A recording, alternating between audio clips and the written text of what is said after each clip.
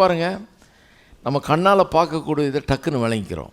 அந்த ஆவி ஆத்மா சரீரம்னு ஒரு போதனையை அந்த காலத்தில் நான் போதிச்சிருக்கிறேன். இங்கெல்லாம் அதை போதிக்கும் போது தான் எனக்கு அதே வழங்குச்சு. பாருங்கள், ஆவி ஆத்மா சரீரம்னு நம்ம சொல்கிறோம்.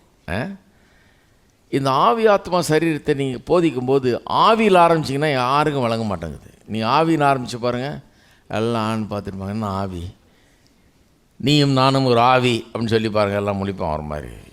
ஆவியா, நம்ம என்ன பூதமா, என்ன பேயா பிசாசா அப்படின்னு சந்தேகம்.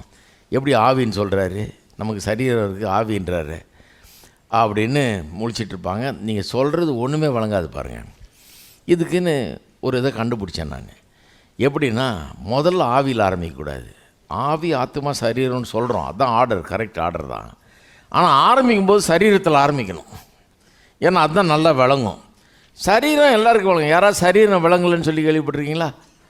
சரீரம் விளங்கலைன்னா ஒரு ஆளை கொண்டாந்து முன்னால் நிற்க வச்சு, இதுதான் தலை, இதுதான் கால், இது கை, இது கண், இது மூக்கு, இது காதுன்னு கரெக்டாக காமிச்சிடலாம். இதுதான் சரீரம் அப்படின்றத கரெக்டாக காமிச்சிடலாம். யாருக்கும் விளங்காமல் இருக்கவே இருக்காது. ஆகவே சரீரத்தில் ஆரம்பிப்பேன். நான் சொல்லுவேன், சரீரத்தில் 3 பகுதிகள் இருக்கிறது. என்னது? எலும்பு, போன், ஃப்ளஷ்ஷு, சதை, அப்புறம் பிளட்டு, ரத்தம். இந்த 3 பகுதிகள் இருக்குது.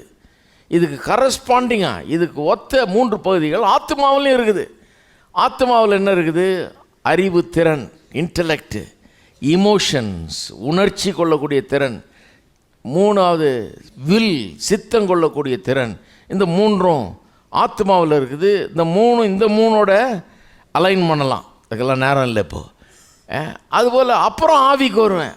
அப்புறம் ஆவியில் இன்ட்யூவிஷன் வெறும் அறிவுத்திறன் இல்லை. புக்கை படித்தா அறிவு வருது, ஆனால் அது புக்கு இல்லை, இது உள்ளே தெரியுது. நமக்கு சொல்லுவோம் இல்லையா, படுது எனக்கு அப்படி அந்த மாதிரி உள்ளான ஒரு அறிவு, அதுதான் ஆவி.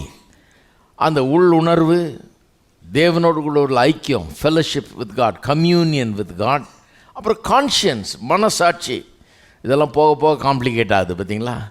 உள்ளுணர்வு அப்படின்னா, அறிவுனா கொஞ்சம் பெட்டராக விளங்குது. உள்ளுணர்வுனா அதை எக்ஸ்பிளைன் பண்ணுறதே ரொம்ப கஷ்டம். அது எப்படி வருது என்னன்னு எக்ஸ்பிளைன் பண்ணுறது கஷ்டம். கம்யூனியன், தேவனோட ஐக்கியன்றதையும், ஆவியோட ஐக்கியம் உள்ளது, அதையும் விளக்குறது ரொம்ப கஷ்டம்.